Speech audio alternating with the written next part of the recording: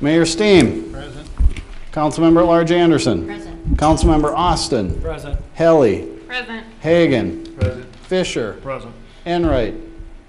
King. Present. We have a quorum, Your Honor. Item number 1 is a motion for adoption of the agenda with the additions that you should have. We need a motion. So moved. Second. All in favor? Aye. Opposed? Item 2 is a motion for approval of the minutes from September 5th, 2017. We need a motion. So moved. Second. All in favor? Aye. Opposed?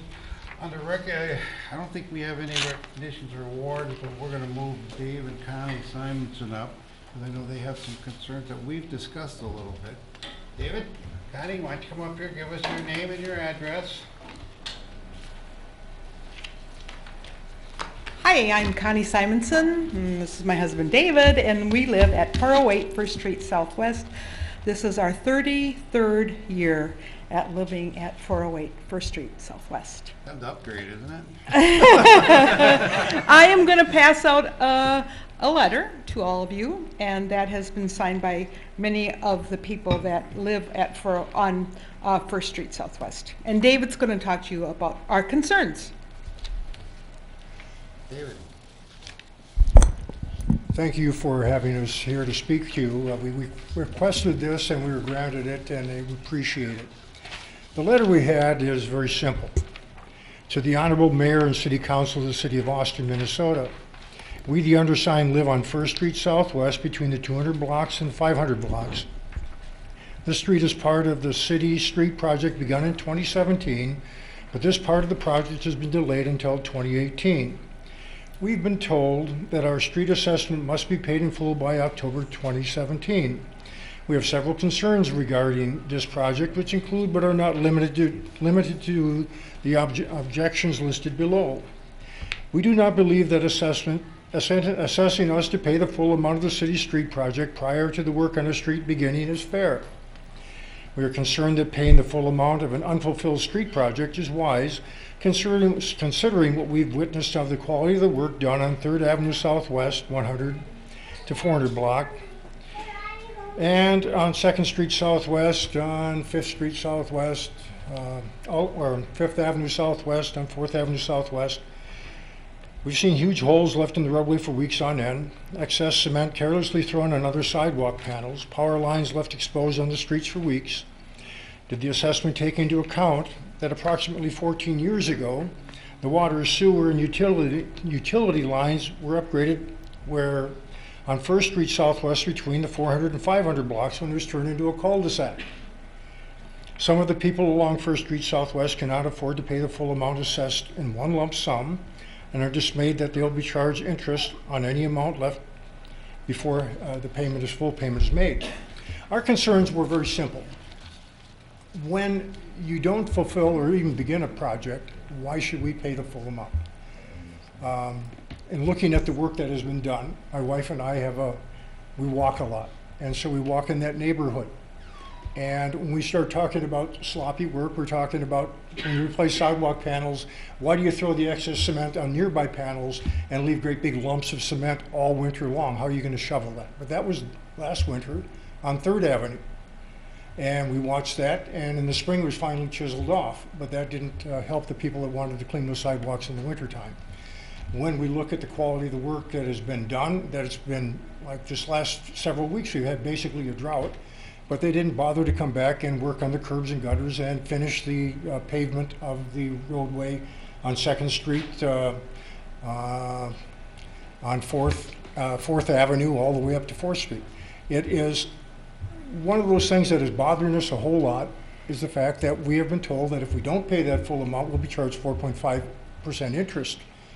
Or if we don't pay that amount, then, well, our neighbors will be angry with us. Well, we went around and spoke with those neighbors. They're not angry with us. They're confused and concerned just like we are. Why should we pay for this when the work hasn't begun yet? That is our main concern. We have the letters going back to from March when we could have come before the council and talked about our concerns, but we really didn't have concerns at that time. Okay, you're going to do a street project. It's going to take 3 months. Well, it's now in the 4th month on those parts that have been worked on. That didn't even include the one on our street that didn't get started, and they still are far from getting those finished. So that's a long delay when you have your a big bunch of mud in your front yard or on the street in front of your house. We had concrete work done 14 years ago when our street was redone. When they did our street, they took our street up. It didn't take them very long because they focused on our street. And they put in the sewer lines, the water lines, the gas lines at that time. They put all new pipes in at that time. Now they're saying that we're being assessed for water, sewer. Now all these pipes have got to be redone, but they were done within 14 years. So I don't believe our assessment is taking that into account. Our assessment is $3,800. The neighbor across the street has a larger lot than we, and that's almost $6,000. Fortunately, my wife and I are in a position we could pay this, but a lot of our neighbors are not in that kind of a position where they could afford to pay that. Still, we're reluctant to go ahead and pay something where we haven't seen any results yet. I had the fortune to be on the Austin School Board for nearly 20 years.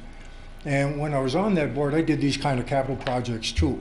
And I know, yes, we wanted that money, and that money was invested while we weren't paying it out. I understand the city's position. But see, from the standpoint of people who have to make those kinds of payments, it's a lot more difficult when you're not seeing results. Yes, you know, we may be assessed 2 to 3% more, but in the long term, 2 to 3% is not as much as 4.5% that we're being told that if you don't pay it, that's what's going to be assessed. So that's where we are at this point. All right, you know, the only thing I mean, I'm gonna let Stephen answer this, David. I mean, I've known you for 30, 40 years, I guess we used to work together. And obviously we've set a record for rain this year.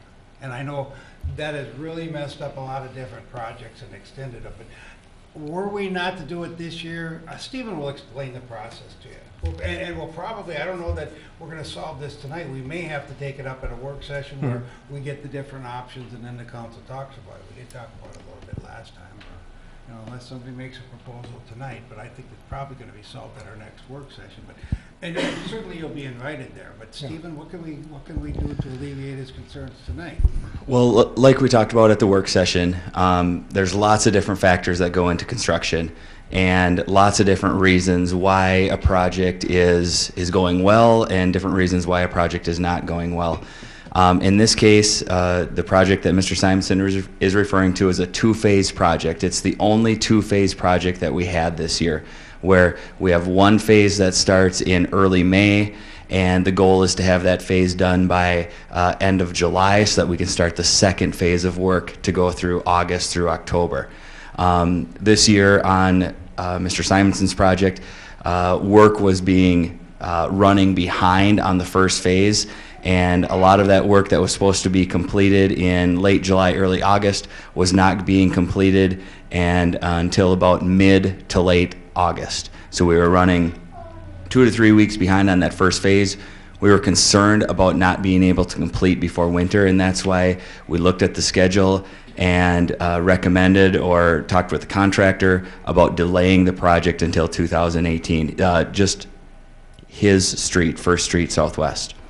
Contractor was willing to guarantee his prices until 2018. Contractor also recognized his involvement in being behind, so there's different factors there as well, along with, like you mentioned, rain and other workload of contractors. So that brings us to our issue of what do we do with the assessments. We did hold the assessment hearings in the spring, represented it to property owners that the work would be done in 2017. And we did not have, I don't believe, any objections on this project area during those assessment hearings. We do, through our clerk's department, we have to send out bills and have those, all that payment completed by a certain time to have the assessments certified by the county. So that's why a lot of the billing is going out now before a project is complete. Mr. Simonson is referring to First Street. But there's other projects that we currently have going on that are not complete that we have to start the billing process right now in order to meet those different time frames. Options that the council has would be to, for the residents to continue with the assessments as is. They would first see the assessments in the spring of 2018. We would then begin our work as soon as conditions allow in the spring and have the work done by, we need to have it done by the 4th of July because we have to have First Street open by then. So when the homeowners get their bills in April, work to be complete at the end of June, construction would just be lagging behind there by a few months. Other options council has is if you would choose to pull some of the assessments that are on the list of people that have signed this letter, or all of them, whatever you choose, we would then go through the assessment process again in the spring. It would go through the same process we did here in 2017. Homeowners would be notified, and they would also then reopen that opportunity for homeowners to object to assessments based on their opinion. So I believe those are, It would have to be rebid then, right? no, it would not be rebid. We would still go with the same contractor that we are planning on right now. Okay. But there's the possibility that the assessment rate could go up in 2018 that would affect what they'd be assessed next year, right? Correct. Rates have consistently gone up the last few years, and we'd most likely be recommending an increase to council here coming up in January again for 2018. Yep. Do we increase them every year? And how much were they increased this year? So that's probably what they could look at. Yeah, they're usually increased about 3%. I believe this year they were $43 per front foot. So you could likely see. We'll look at the rates. We'll see where they come in. The council knows that we try to assess about 40% of the project. We're usually in that 30-40% for assessments, meaning about 20% is assessed to one side, 20% assessed to the other side, and then 60% in the middle is paid for by the city. I think this is a problem that the city's got to own. I appreciate the Simonsons coming and letting us know. I think this, without the citizens' voice, we're not going to make any change. And I like the idea of having the homeowners have options, and at least in this particular case. But I think what might need a more discussion is something we talked about years ago and haven't really readdressed, but the street fund versus a street assessment. And that way we're not assessing individual homeowners per project. We have a street fund like we have a sewer fund. And we dip into that for every street project we do. Were you here when we discussed that the last time? And it didn't That get any was traction, but I think not very this, now popular. I'm starting to think that might be the way to go. But these are for down the road, but I think in the immediate future, we need to accommodate those residents that feel strongly about a problem that the city should own. And I think that we need to make adjustments for them, however they see fit. And again, like the mayor said, it's probably not gonna be settled tonight, but probably down the road in the next work We session. discussed this prior to this meeting, and the council's sympathetic and willing to take some kind of action. We just don't know what's the best action, or what action you guys want yet. You know, I mean, we Yeah, I can take guess, what would you like to see as a solution, Mr. Simonson? Well, I agree with putting it off until 2018, definitely, because it just wasn't going to happen until way late in the year. And not having your street for a long period of time is really tough. Right. And That's yes, and what I I feel. appreciate trying to get it done in 3 months, but Right. it just isn't happening with all they've got going on. And one of those things, and again, yeah, you know, when you think about windows, and yeah, you say rain, and we had a lot of rain, yeah. But those last several weeks, it's almost been a drought, but there hasn't been any action really going on in that area on the street that is open. And I wish I'd seen something that would encourage me a lot. Secondly, I just want to make sure and reiterate that we didn't go to the March hearing because, yeah, things are fine. But when we got a letter in May that says now they're going to start looking at replacing the pipes under, we already knew that we're under the ground. That was a concern because I hadn't thought about that. I thought that everybody knew that we had new pipes under there, so that we won't be assessed for that. Well, we have new pipes and we got assessed, and was that included in that when we saw that $3,800? I don't know. I can ask Stephen, but I gotta, Stephen? I'm not gonna speculate. Yeah, underground utilities are not included in the assessment. They're not at all. Nope, just the street surfacing, sidewalks, those sorts of things are what are included in the assessment. All right. Yep. Okay, thank you much. So we'll set this up for a work session in 2 weeks, and is that okay with council? Yes. And if people would like to come and you know, address their concerns and what they would like to do, I think we'd be more than willing to try and accommodate you any way we can. I mean, we recognize that paying Yeah. for something you're not getting is that's not the way we like to do Uh-huh. business either. And Sure. it's just because of a number of factors this year that this came out like this. But why don't you plan on coming? And I was just gonna say another thing. We have people next to us that don't quite understand your letters because their first language is of course not English. And so they will come and say, what does this mean? What does this say? They're the people who, we bought a house. This is the first time I've ever lived in a house. All these times they've been living in an apartment. And now they bought a house and they're so thrilled. And they watch Dave clean out the gutter. Should we do that? Yep. They watch Dave. Should we do that? Yep, you should. And these are the people, we're kind of concerned about 4.5% interest and then there's nothing there. They don't understand that. And I tell them, well, we don't understand it either. But we have a lot of hardworking people on our block. They're hardworking people. They all have young families. That's a really concern for me because at one time we were the young people on that block. But right now I feel sorry for them because I think they don't know where that extra money is going to come from. So It's not just young people. I mean, they're doing Main Street next year. My wife was already, they were surveying it a couple weeks ago, and I said, get out of here, we don't need a new street. I mean, you know, my wife is the same way. We don't need it, but I understand, you know, that we probably do, even though it looks good. And the money issues, I mean, that's universal. That isn't just young couples, that's everybody. I mean, we have people here on the council had their streets done this year, and I'll bet you they tell you the same thing. I mean, it's not just, I'm in the middle of a street project right now. I was gone for a week and I came home and I thought, gee, they really didn't do much last week, so. yeah. well, probably 2 weeks at a Sorry, time. Stephen, You're but carrying your groceries. Yeah.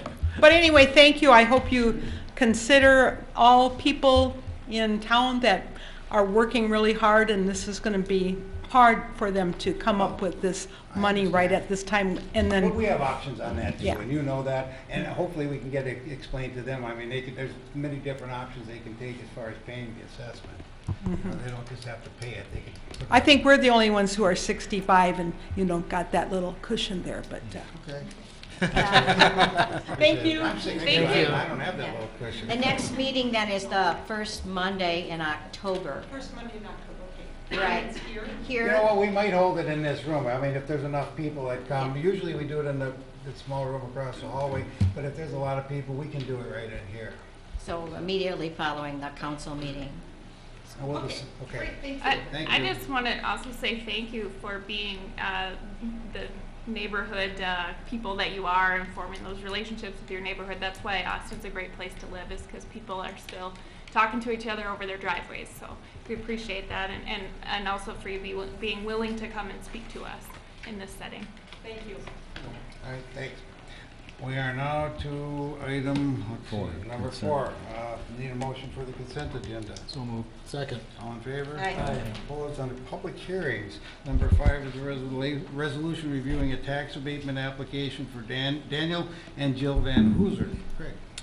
Mayor, members, enclosed is an application for tax abatement for a property at 1712 22nd Avenue Southwest. The proposed single-family home has an estimated value of $255,000. The submitted application is in conformance with the city's adopted policy related to tax abatement. Council action is requested to approve the abatement. It is a public hearing. Council, any questions or comments?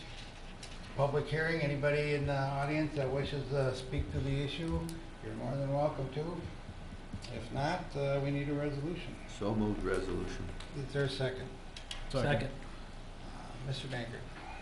Councilmember Austin, Aye. Helly, Aye. Hagan, Aye. Fisher, Aye.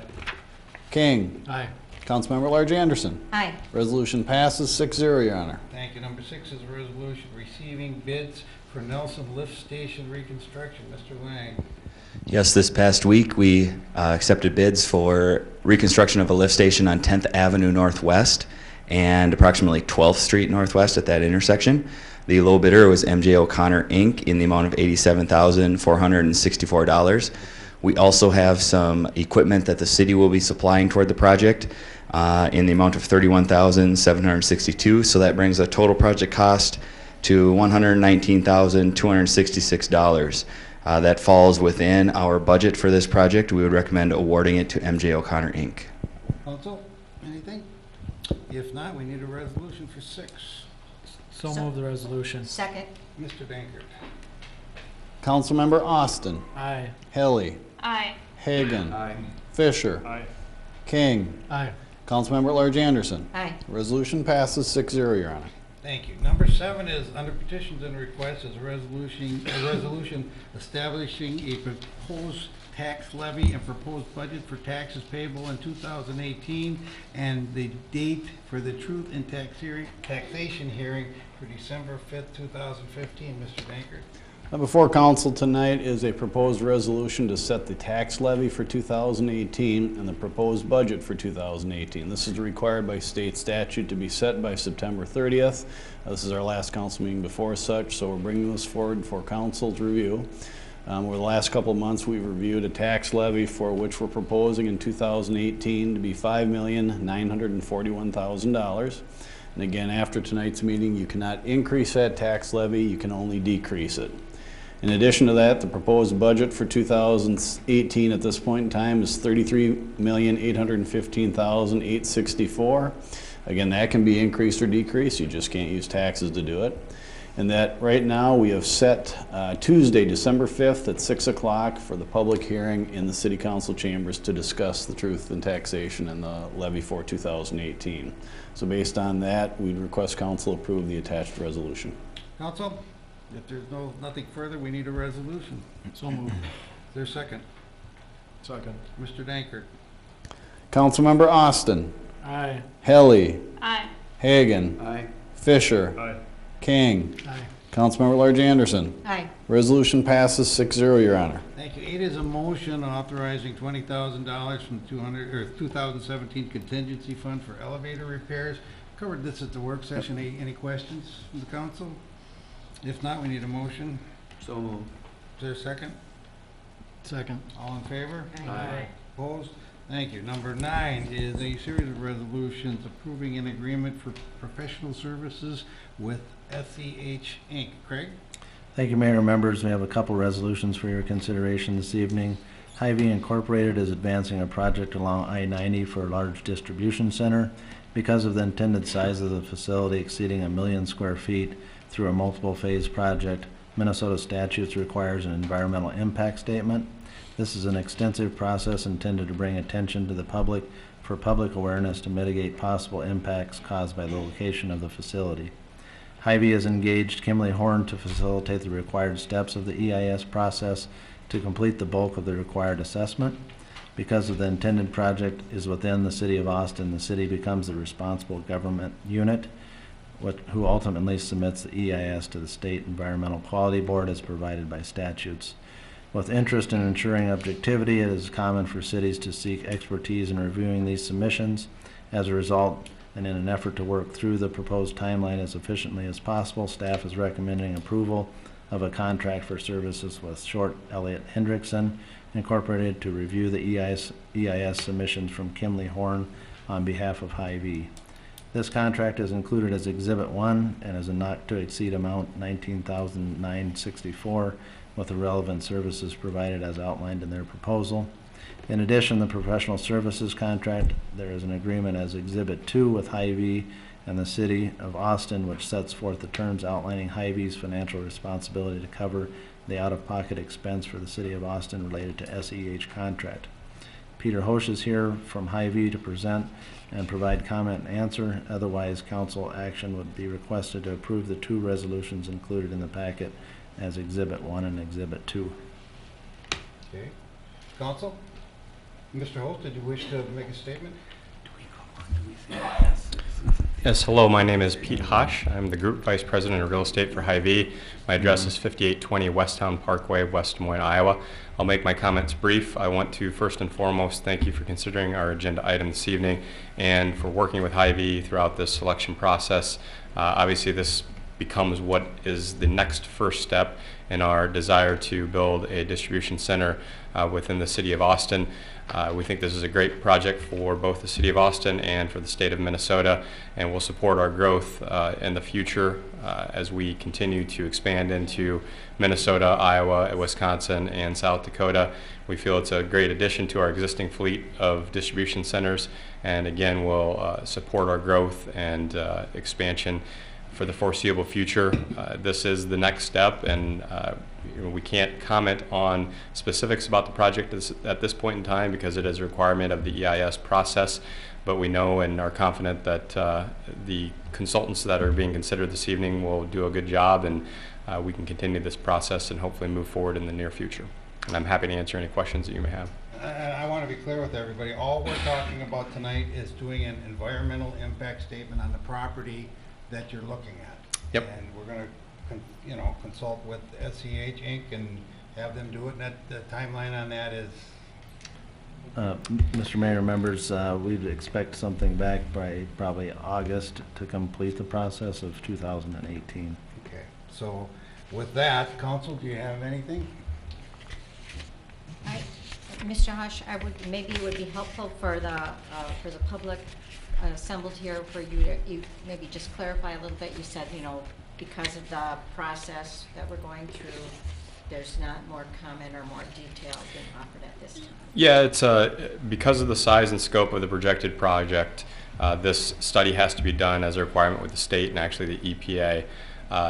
The consideration in the study is done before any commitments are made by the company or the community. So, we're not allowing the scope and discussion of our project to impact that study. It needs to be independent of the desires of the company and the community. So we've shared some limited information relative to the overall size that it would be, which kicks us into this environmental impact study process.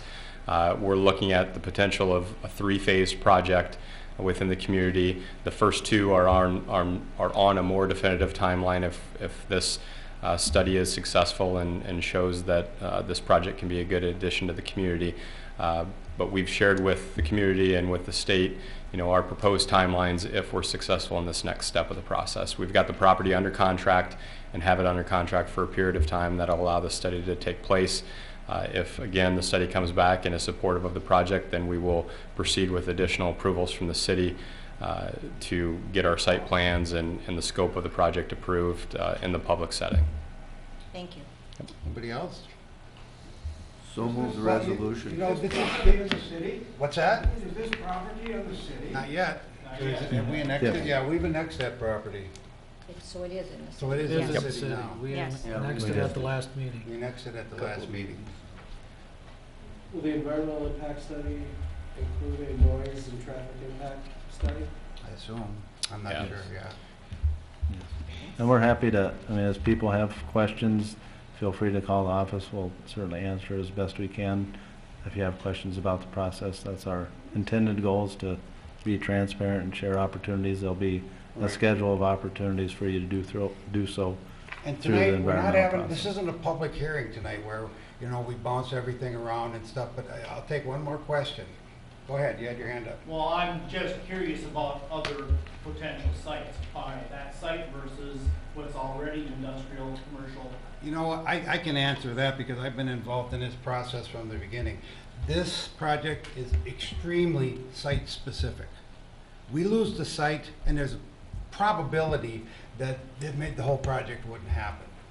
It's extremely site-specific. So then my next question is, would any of you like to live across the road from that? Absolutely. You would? Sure. I would trade homes with you then. I'd live across the road. When we balance the good for the community, I'd live across the street from it. You're right on, if you're living there now, you're right on a highway. You're right across from I-90. I know we don't have constant truck traffic going. Okay. I can guarantee you Like that. I said, this isn't a public hearing. Okay, well, We'll take that at a public I hearing. when that's gonna be, because Okay, I'm you'll not, hear from a lot of people out there. This impacts more than just a handful of us that are in this room right now. I'm sure, but, and maybe we'll, give you an opportunity. Right now, we're talking about, but this, the environmental impact statement, and this, like I said, this is extremely site-specific. I mean, that's something that, So if there's no other site Mr. around Mayor, Austin, Mr. Mayor, that's the there was we've a, looked at other sites. Mr. Mayor, there was a motion on the floor. Okay, there's a motion on the floor. David, can you, or Tom, can you reread the motion? Motion approving agreement for professional services with SEH. I believe Councilmember Anderson submitted that motion. Is that your? Councilmember Hagan submitted that motion. Was there a second? Second. Mr. Dankert. Councilmember Austin. Aye. Helly. Aye. Hagan. Aye. Fisher. Aye. King. Aye. Councilmember Large Anderson. Aye. Resolution passes 6-0, Your Honor. Thank you. 9A is another resolution approving a project cost reimbursement agreement with Hy-Vee Inc. Self-explanatory. Very good. Did you want to touch it? Nope, same thing. Council, anything? If not, we need a resolution. So moved. Second. All in favor, or wait? Councilman, I'm sorry. Councilmember Austin, Aye. Helly, Aye. Hagan, Aye. Fisher, Aye. King, Aye. Councilmember Large Anderson. Aye. Resolution passes 6-0, Your Honor. Okay, number 11 is a motion approving a University of Minnesota Vision 2020 request, correct? Thank you, Mayor, members. Vision 2020 has requested use of authorized funds from the City Council that we've budgeted for. As it was adopted through the budget process, it was understood that that would come back as an individual request from Vision 2020. We've got an adjusted amount for that cost. It was up to $3,000. We've since learned that that amount's been lowered to $1,750. Greg Seams is here to provide additional comments in regard to that, but we'd need council action to approve the Vision 2020 funding request if you're so interested. Craig, did you want to speak to it? Thank you, Mr. Mayor. It's nice to see you all again. Mr. Clark provided a summary of the project and the request in your packet, so I won't belabor that too much. Just a minute. If we have an area at the end of the meeting that we can take comments of things that aren't on the agenda. If the people, people here that came about Hy-Vee site wish to, talk to us at that point, we'll take some time and try and address your concerns at that time. Okay? So if you want to stick around, we'll try and do what we can to help you and tell you what we know and what we can tell you. I'm sorry. So I know everybody's getting ready to go, but we certainly don't want to leave you without, answering and trying to help out as much as we can. Great. I'm sorry. No, thank you. So I'm happy to answer any questions. If you've read through the description, you got a sense of the program, and I just want to thank you, Council, for your ongoing support for Vision 2020 through the annual budgeting process, and also support for all the various projects and programs that are going on throughout the year. But yeah, I'm happy to answer any questions about the specific program that's on the table. Greg, it might be helpful for the, for the public and for the people who could watch the meeting on television for at least a brief explanation on the Making It Home program. Sure. So I found out about this program about a month or two ago through my contacts with the University of Minnesota Extension, which is supporting and facilitating this program. It's a competitive application process for communities across the state. I forget how many exactly they're going to select ultimately. But it's an opportunity for communities to engage an outside partner, in this case the Minnesota Extension, with some community conversations, trying to get a handle on different assets that the community has we might not know we have, some potential challenges or opportunities that we can pursue, and ultimately trying to find a way that we can market our community to help attract and retain residents, to help grow the local economy, to help improve community pride and spirit, and those are things that are part and parcel of what Vision 2020 has been trying to do since the beginning. So I believe it's a 6-month program. There'd be a series of meetings. We'd want to engage as many different partners throughout the community as possible. That's what Vision 2020 is about. And ultimately, hopefully, would conclude with some concrete plans that we all can agree on and move forward with for how to market the community, and hopefully come up with some new ideas too for different projects and programs that we can pursue. We've gotten a lot done over the last 5 years as part of the Vision 2020 process, and that's something that I think the whole community can take credit for. So we're at a good point in our history. I think that it could be time for a refresh, and this is a good opportunity to do that, I think. Council? Thank you. Okay. If there's nothing further, we need a motion for item number 10. So moved. Is there a second? All in favor? Aye. Opposed? Number 11 is a resolution approving annexation agreement for Lansing Township properties. Ms. Wallace? Mayor and Council, in July we received a petition for annexation by Laverne and Virginia Carrot. The property is located in Austin and Lansing Townships. The property in Austin Township was officially annexed on September 7th, 2017.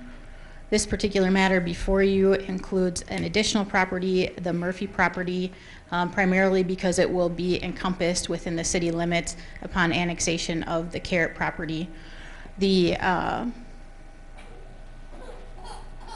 annexation agreement is similar to the annexation agreement we did with Austin Township.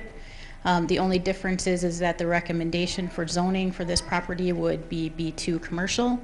And the addition of the additional parcel of Mar Murphy. And I don't have anything additional unless the council has some questions. This will be going to this will be going to Lansing Township on Wednesday. Council, any questions? Yes, my name is Sarah. Come on over. Come up and give us your name and address and your concerns. My name is Mara Murphy. I live at 1516 18th Avenue Northwest. I am a third generation Murphy to live on that farm. And thank you for having me here, Mayor. And I know many of our council members, Laura and Paul. First, I realize this is inevitable. However, why now? I appreciate Vern's request as he's getting older. He's my neighbor. I know Vern and the family. I grew up with them. However, what about my wishes?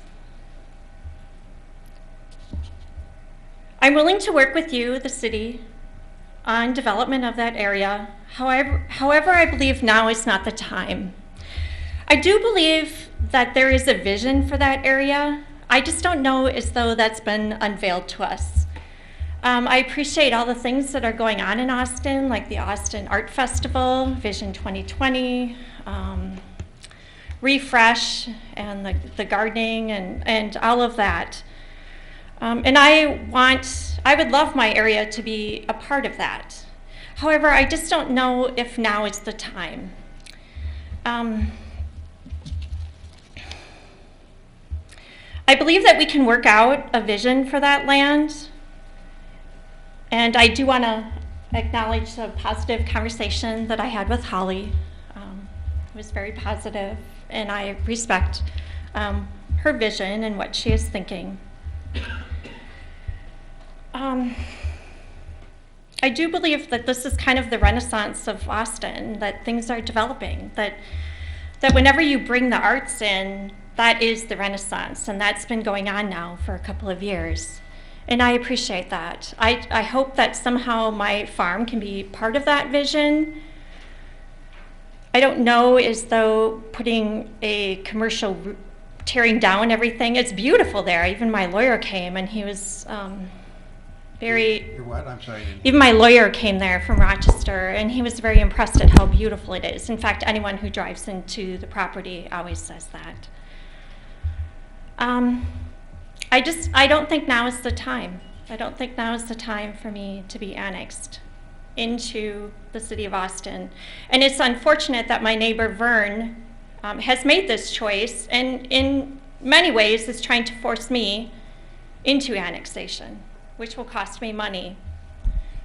I'm also a single woman. I'm a woman on that farm and I feel bullied. And to me, that's unfortunate because my parents and my grandparents have been loyal, respectable community members for a long, long time. My father held out to sell that farm. I think he had a vision. I don't think that vision has been unveiled yet to Austin, to me, to us. So thank you for listening to my comments. Thank you for Craig, can you? Yeah, I think just so the broader public understands, we've done a lot of work as far as economic development is concerned. Council recently approved the Grow Austin program.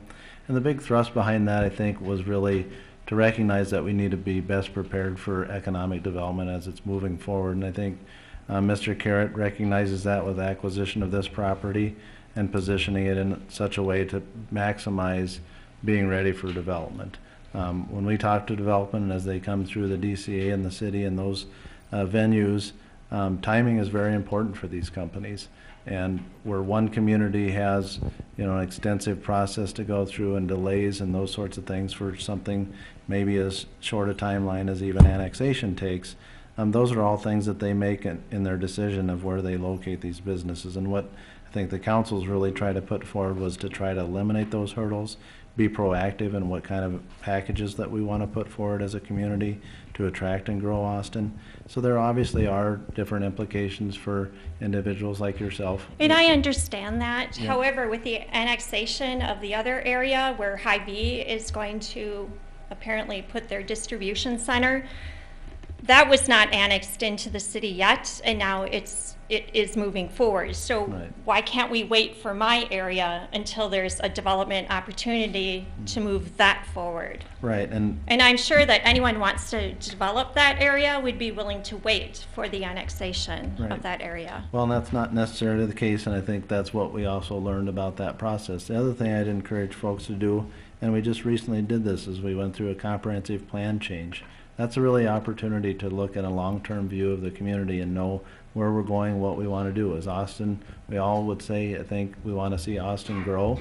There's certainly redevelopment opportunities in the community, but oftentimes there's a lot of development opportunities on the fringe. So this area is in that area, and you know, that's, I think, why, you know, we're trying to balance where the public's going as part of that comprehensive plan, the request of a landowner, and not making an island and those sorts of things. So just so folks know, that's the context that economic development, I think, happens in today's economic development world. So. And we certainly don't want to come across as bullies. I mean, we have a room full of people here that think we're bullies right now. And I'm sure every single council member is sitting here thinking, how do we get through this without looking like bullies and still get our project done? And that's, you know, anytime we do any kind of a project, you have to weigh, you know, the individual against the good of the whole. I appreciate that, but right now there is no vision for that area next to me. So Vern is trying to push this through. Right. And I know Vern. Yeah. I would respectfully disagree that there's no vision. We have a comprehensive plan. It was just updated. It is not for that area to remain as private residence or as a farm. No, and I understand that. It's just there's no like thing in the works to put there. From what I know, if there is, I really hope you'd share it with me. A specific project? Yeah. No. Yeah, that's but what there I'm is saying. a vision. As a community, we've stated a vision, and that it's industrial economic development. That's what we're moving toward. I just want to dispel this idea that there's a secret plan. And that's I would not No, and I available. don't think that there is a secret plan. I just don't think now is the time. And I would challenge you with the commercial. I would put something beauty there. I think we need to look at beauty. I think we need to look at art and look at how we are forming our city rather than just having an empty Target right across from me. I mean, if we can't support a Target, what can we support right now? I mean, that was a huge loss. And that's We're working on that too. I mean, we'd Yeah. love to get a building supply store, you know, and maybe with the changes that are coming. But it's not Target. No, it's not. I'm such I a don't woman, know. you know, it's I like, never- I seriously, wasn't a Target you don't shopper. understand. Target is Target. I catch hell from my wife, but I didn't, you know, she likes Target. I didn't go there that much, but yeah, we don't like the little stores like Target, obviously. It's just, that's the way of things. But, you know, I think other than, you know, taxes, how is your property gonna change by this? Well, taxes, that's, But I mean, you talk about the beauty of your property and stuff, that's gonna stay the same, isn't it? yeah, until you come and redevelop it with Well, your that would happen vision. whether we annex it now or not. Yeah. Right, and we did also talk during our conversation that under any jurisdiction, there could be development. And that under the city's jurisdiction, I concur with Ms. Helly that we do have particular vision for that area. Right now, we would like it to be developed in commercial or light industrial based on its location, with the major thoroughfares going through that area. But at this point, there isn't a particular plan that I'm aware of for a particular project. However, we also did sit down and talk in depth with your attorney about potential impacts to you that would happen now upon annexation, and hopefully those were addressed pretty fully. I just have to have my voice heard, that I Yeah, just we're have glad to you say. came. I'm glad you I came and appreciate talked your to us, and we certainly take your concerns into consideration. All right. Thank you. Thank you for coming. Thank you. Okay, anybody else from the council want to talk about this? Otherwise, we need a resolution. So move the resolution? Is there a second? Second. Mr. Dankert. Councilmember Austin. Aye. Helly. Aye. Hagan. Fisher. Aye. King. Aye. Councilmember at Large Anderson. Aye. Resolution passes 6-0, Your Honor. And Ms. Murphy, I would ask you to get a hold of either Holly or Craig if you have concerns in the future. Where are you? Right here. And we'll try and work with you as much as we can. Yes, I would like to work with you as well. And we'll try and so we don't surprise you with projects or things like that. Well, you you just know. annexed in 9 donkeys, so I don't know what you're gonna do. But you knew about it. I mean, you were here. No, I know. Yeah. And we know about the donkeys, so. We're pro-donkey. We're Austin pro-donkey keeps right getting now. more and more diverse.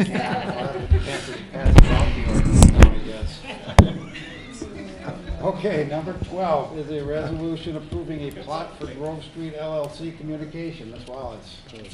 Condominium. Condominium. Yep, this project is brought by Patrick Bradley on behalf of Grove Street LLC. Mr. Bradley owns the property at the corner of Main and 2nd Avenue Northeast, which includes actually a number of businesses, including the Bakery Lounge and the Artwork Center. The property, well, specifically the Bakery Lounge, underwent some remodeling last year, removing a party wall from the former Mickey's to make a larger area, now the bakery. Because of that construction work, the property owner was required to create a common interest community. What that does is create a legal description for the entire property rather than having individual units described and platted. The units now will be owned similar to a condominium, so an individual could have title to a specific unit and own a separate interest in that unit. But there are jointly owned common elements that will allow the combination of the bakery and Mickey's to be compliant with our fire code and building codes. So this was a requirement by our building and fire departments to make this property code compliant, and staff recommends that actually this went to Planning Commission. So the Planning Commission reviewed the plat and with 5 members present, recommended 5-0 to approve the plat. Council, we need a resolution. So moved. Is there a second? Second. Mr. Dankert. Councilmember Austin. Aye. Helly. Abstain. Hagan. Aye. Fisher. Aye. King. Aye. Councilmember Large Anderson. Aye. Resolution passes 5-0 with 1 abstaining, Your Honor. Thank you. 13 is resolution for accepting donations to the cities. We need a resolution. So moved. Is there a Second. Mr. Dankert. Councilmember Austin. Aye. Helly. Aye. Hagan. Aye. Fisher. Aye. And King. Aye. Councilmember Large Anderson. Aye. Resolution passes 6-0, Your Honor. Thank you. 14 is resolution approving brewer taproom brewer off sale and Sunday growler license for K&J Holding LLC, ADB, or DBA Angry Hog Brewery and Tarp Room. Ms. Paisley? Yes, this is a project that has been in the works for a year or so, and we passed our brewery ordinance, I believe, 2 years ago in anticipation of the brewery movement coming to Austin. So we passed that, and now we have an application for the Angry Hog Brewery and Tap Room. They have all their federal licensures done. They need to get our licensure, get their state licensure, and then they plan on opening in the late fall. So I would request you approve this license. Council, anything? If not, we need a resolution. So move the Is there resolution. a second? Second. Mr. Dankert. Councilmember Austin. Aye. Helly. Aye. Hagan. Aye. Fisher. Aye. King. Aye. Councilmember Large Anderson. Aye. Resolution passes 6-0, Your Honor. Thank you. And number 15 is a series of, looks like 5 motions granting the Planning and Zoning Department the power to contract for the removal of junk and/or illegally stored vehicles at 809 3rd Avenue Northeast, the Fernando property. Need a motion. So moved. Second. All in favor? Aye. Opposed? B, 2101 Fifth Avenue Northeast, the Bellica property. Need a motion? So moved. Second. All in favor? Aye. Opposed? C, 710 9th Street Northeast, NC Real Estate property. Need a motion? So moved. Second. All in favor? Aye. Opposed? And finally, E, 605 9th Avenue Southwest, Matter property. Need a motion? So moved. Second. All in favor? Aye. Opposed? We are now to the citizens addressing the... Number 16. Mr. Mayor? Oh, there's two Matter properties. Did we miss B? We got two Matter properties, Your Yeah, Honor. I think we missed B. You missed? I missed D? Yeah, there's 2 Matter properties. Oh, okay. D, 700 4th Street Northwest, Matter property. Need a motion? So moved. Second. All in favor? Aye. Opposed? And then 16 is our addition approving the sale of park and rec equipment. Kim? Thank you, Mayor and Council. At our Park Board meeting on September 6th, they approved a recommendation for you guys to approve to let us sell some things that were taken out of the Nature Center at the police auction, which is going to happen on October 21st. Okay. Council, anything? Not, we need a motion. So moved. Second. All in favor? Aye. Opposed? Okay, now we're to citizens addressing the council. We will try and address your concerns as much as we can. I'd just like to say ahead of time, this is very, very much, if they don't build on this site, they're probably not, or they probably won't do the project here in Austin. It was one of the reasons they decided to come here was because of the site. And this is a project, in my time in Austin, not just as mayor, this is probably, you know, one of the biggest, if not the biggest, economically advantageous thing that happens in our city. So, you know, it's up to us to weigh, like we just talked to Ms. Murphy, the good of the, you know, the entire city as opposed to, you know, the individuals that live there. You asked me, would I want to live across from it? I probably wouldn't want to. I don't know what it's going to be yet, but I'd probably do it. You know, especially in my position, I do it for the good of the city. Now, you're not the mayor, you're not, but this I mean, we don't know, this might be way back off the road, you know, and any way we could try and get that done and talk to them and see that, you know, could we move it as far back as possible so it's not right on the highway? There's an awful lot of land here. Those are the things that we can talk to and try and get done. But as far as the site itself, I mean, I'm going to be honest with you right from the start. We're not going to give this project up if it's going to, you know, we're not going to try and move it to a different site if it's going to cost us the project, and I think it will. Come on up here, give us your name and your address.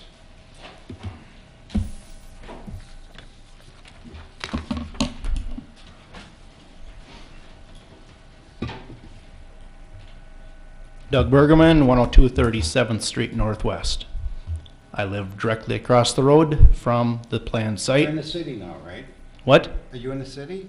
I'm paying city taxes. I've got no additional services. We were annexed January 1, 2016, and still waiting for word on city water and sewer. Perhaps we can get Hy-Vee in there and they can pay for it all. Stephen, well, you know, if that's the case, you can call Stephen tomorrow, or, you know, Sure. the engineer. He'll be able to give you answers to that when it's, you know, when you get the services.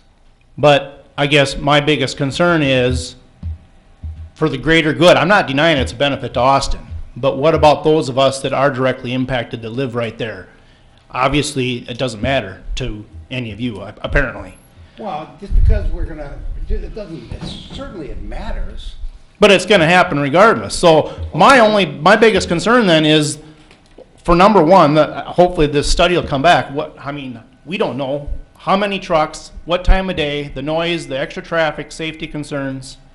Not to mention, I've talked to a couple of appraisers and they've already told me, yeah, you're going to severely take a hit in your property value. So if and I want to sell my land or my site, my home and my lot, who's going to make up that difference?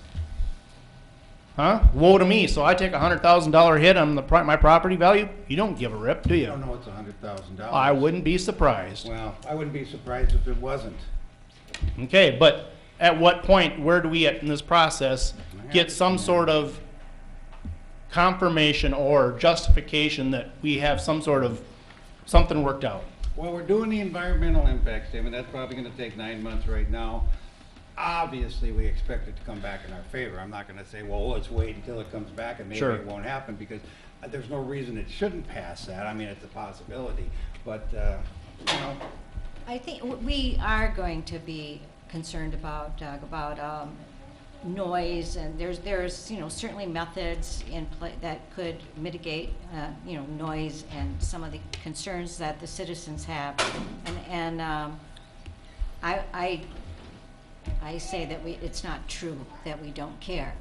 We will do our best throughout, you know, the whole city staff and council to have it be a good neighbor in project and that will be a concern with, I trust that will be a concern for Hy-Vee too. And I think, so we do want to convey the message that, you know, this is the environmental impact statement is going to take some time. There is certainly a respect for neighbors and location, etc. But it's an incredibly. I guess I just look at this as, yeah, it's a benefit for Austin in general, and so sure, it's better for the majority of Austin. But I looked at a few of you up there that I am in Rotary with, and the four-way test I think does not apply. I mean, it should apply, and it isn't being applied here. So you know, is it fair to all concerned? Will it be beneficial to all concerned? I don't think so. We don't know that yet. Well, I'm just saying, I'm pretty sure it isn't. I will say, I've talked to some other cities where they've had these distribution centers. They love them. I mean, they're very happy with them. They don't have problems with them. How many of them have homes right across the road from them? I don't know.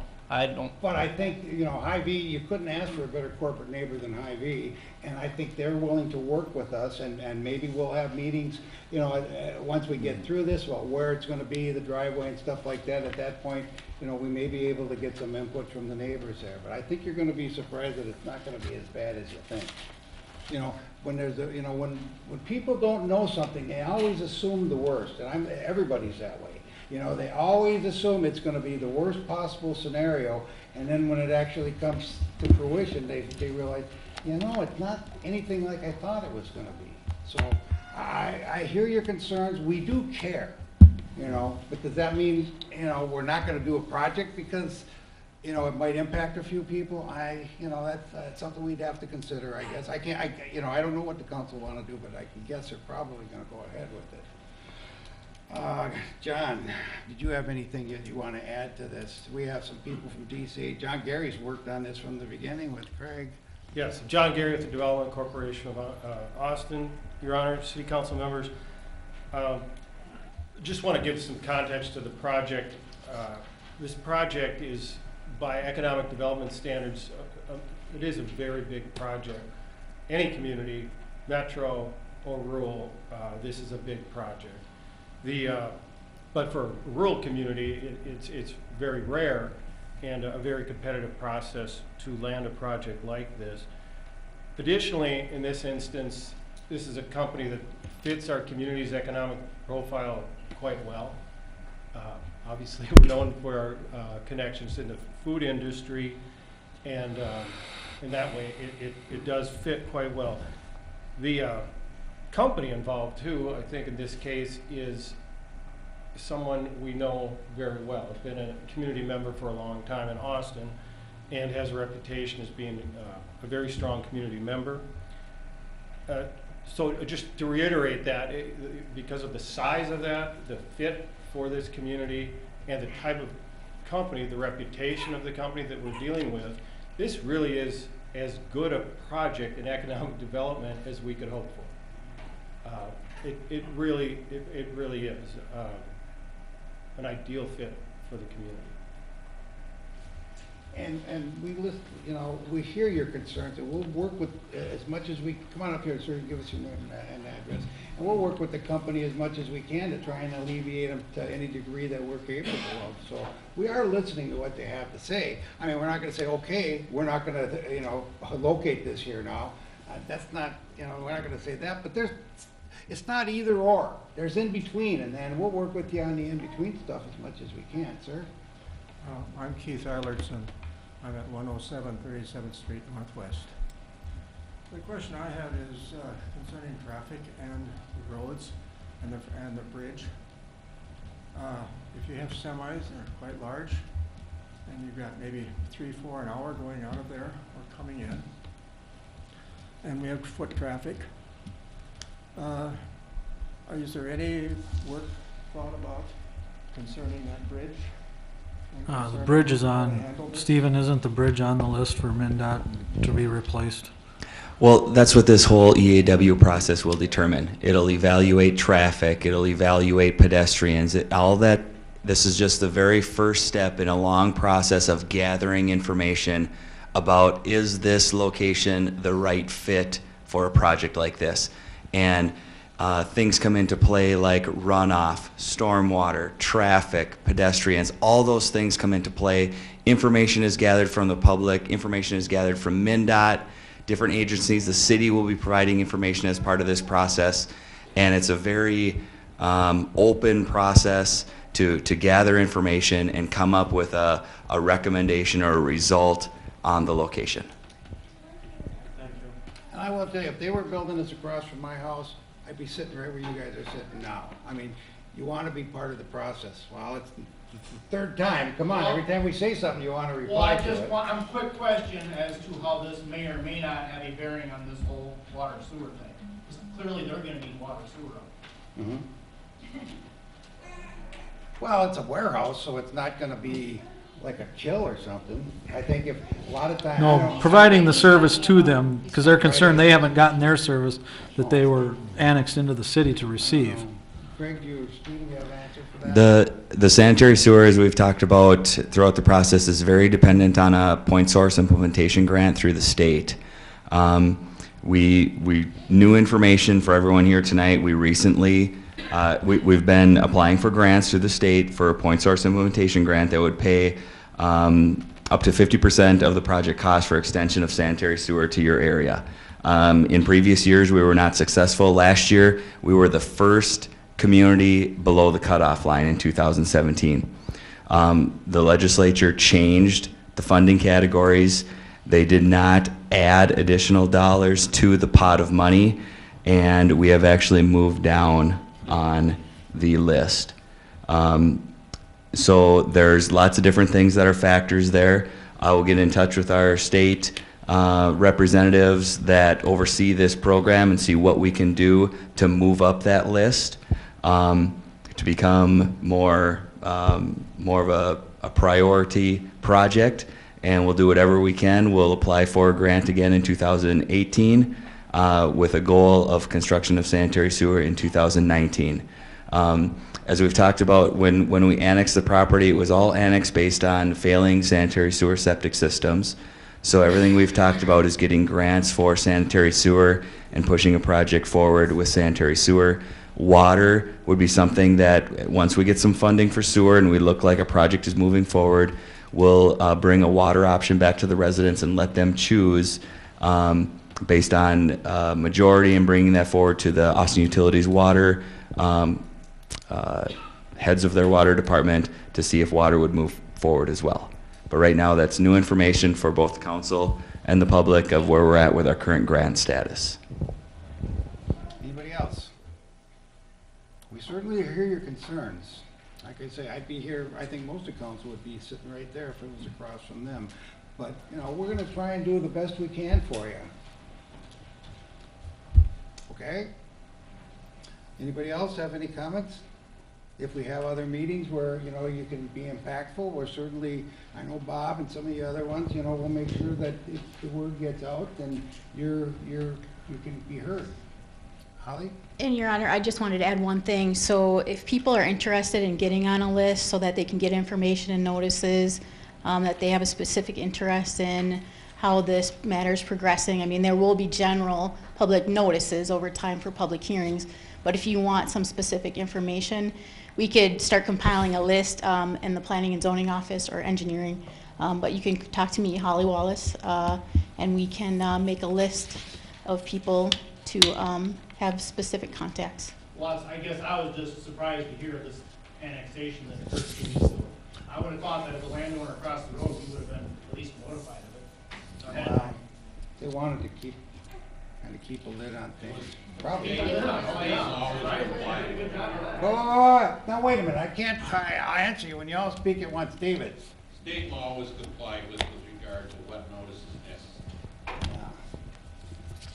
I mean, we'd like to do everything, but we're here for you. I mean, you may not feel like that right now, but we're representing Ethics you. aren't state law. What's that? Your ethics aren't state law. That's right, our ethics aren't state law. We comply with state law, but we want to do as much as, that's not what we go by. I mean, we're here to try and help and try and do as much for you as we can. So this impact study will definitely. Come on up and give us your name and your, Yeah, I'm Jeff Brinkman. I live on 33rd Street Northwest. I'm not yet annexed by the city. downtown hotel, I got you. Yeah, we know. Progress has been made, right? 31st Street, I've lived there since 1970. My folks still live there today. I just think that when you look at the size and the scope of this project, already we found out there's going to be 3 phases, right? Okay. Truck, do you know what a truck is in decibels, sound level in decibels? 90 decibels, which is about the same as a blender, okay? So then when we multiply that stuff, and that's from 90 feet away. So when we multiply that by a 24/7 facility, multiple trucks, possibly 100, we don't know. And then you expect these folks to learn about it by, basically we're depending on one environmental study to protect these folks. And of course, you're assuming those trucks are gonna drive right by your house. I am assuming Right. those trucks are gonna be right on Oakland Avenue Well, West. we don't know we won't know until they come up with plans. Like I say, everybody assumes. That's what we're- I'm getting at. The infrastructure is never in place, never in a plan prior to entertaining a project like this. And so now it's too little planning, too late, and these people are gonna bear the brunt of this. Mayor, members, really, I think, obviously, it's coming quickly and It's very news quick. to you and that sort of thing. But I guess, please rest assured that, I mean, this process, this environmental review is not something that would be done in Iowa. This is Minnesota statutes Right. largely is what's precipitating this. And it's an 8-month process at a minimum to go through. There's public hearings. This will get a thorough scrubbing. I mean, that's what the state of Minnesota Well, ensures You're happens. turning this area in the West Austin, now it's gonna be the new industrial area, correct? Not necessarily, I don't know. I mean, Once we open a door to an industrial complex, isn't it become an industrial area? Not necessarily. Yeah, I mean, it would be. So we're gonna leave it at one industrial area? We don't know. I mean, you're asking me, 5 years down the road, Right. Things like that. We That's don't because I have a know. concern. I built a house there right by my parents. And I have a concern about 3 a.m. Have you ever heard backup alarms in the middle of the night? You can hang out by Hormel and listen to them all I night think they're gonna long. be far enough away from your house that You think hopefully so? that you won't hear that. I hope so. They're louder than the truck, which is 90 decibels. We'll work as much as we can to see that they are. I just think that these people have heard too much at too late a time. Well, we haven't known really, I mean, the people sitting here that John and Craig and people have worked on this for quite a while, but we didn't know it was gonna go to Austin until recently, very recently. And I mean, right away, we started stuff on the annexation, and that just happened. Right. So we haven't known for that And long. the other thing I feel like, just the attitudes that were here today, is that if somebody's against it because they live by it, then they're poor citizens because it's going to be such a benefit to the community. And I think that's No, I don't leadership. think that's true, Jeff. I think no matter where they were to locate in this area, we're going to have a room full of citizens complaining. Right. Because everybody thinks it's a great idea, just not in my backyard. I think this is a classic example of that. And that's every project. To address your concerns about the value of your house, I guess I relate it to having a retirement plan and the stock market crashes. If you're planning on retiring in the next couple of years, yeah, that's a concern. But if you're planning on living in that house for the next 30 years, your value may come back. Maybe one of these people, one of these 100 to 300 jobs that are going to be created at this facility would want to live right across the street and would pay for your property. I mean, we don't know. There are a lot of unknowns. And you should know the process to attract a project like this is highly confidential along the way. These businesses go by pseudonyms, they go by project names. They don't want anybody to know that they're out there looking because Right, their but now- competition but and now stuff that like it's- that. now So that that's it's why been we don't decided, find out about this everybody's stuff. going to be forced with that decision. That's the problem. No, we're hearing your concerns, and we'll take your concerns under consideration. Anybody else? Okay, with that, we will move to reports and recommendations. We'll start with Paul. Nothing, Your Honor. Dave? This week in China, the Hormel Institute, the Hormel Foundation, and the Hormel Company is attending a lot of conferences. One of them is a new Hormel plant is opening in China. And the Institute, of course, has got another location in China. And I think, you know, when you take a look at Austin and, you know, in the middle of the, you know, upper Midwest, it's amazing what a reach Austin has. That's what I'd like to say.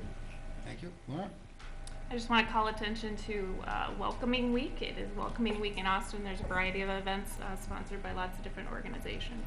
I was happy to go last night and see a movie about the Karenni people at the Paramount Theater, and happy to also see other city leaders there. Janet? Just jumping on what Laura just said about Welcoming Week, you can find more information about the schedule is that on the website, the city website. So go to the city website. There's going to be a variety of events over the next week and a half or so that are all open to the public. So I hope people participate. It was a very interesting movie last night. Thank you. Jeff? Nothing, Your Honor. Steve? Nothing, Your Honor. Greg? Yeah, just on the welcoming week too, the one coming quickly tomorrow at Riverland, 11:30 at the Riverland Library in the East Building. So if you can join that for equity and inclusion event. Other than that, Kim Underwood has something from staff as well. Thank you. Thank you, Mayor and Council. I'd like everybody to know that Halloween warm-up tickets are on sale at Persingers, and that event is Super Fresh. At Super Fresh. Yeah. Yeah, you're right. Thank you. Thank you. Halloween warm-up, it will be October 13th and 14th. So, and get your tickets for that. And also the informational meeting for the deer hunt will be held on the 26th of September at 6:30 here in the council chambers. For those that have already applied for their licenses and those that just want to know what the, we're going to move forward with the hunt. Can they still apply or are they filled? They cannot. Okay, okay. What number did you get? How many applied? 70. Nice. And we don't know how many were given out yet. No, and they also have to pass their tests yet too, so. Okay, is there anything else? And we need a motion to adjourn till October 2nd, 2017. So moved. Second. All in favor? Aye. Opposed? All right. No work session, obviously, we're going on a tour.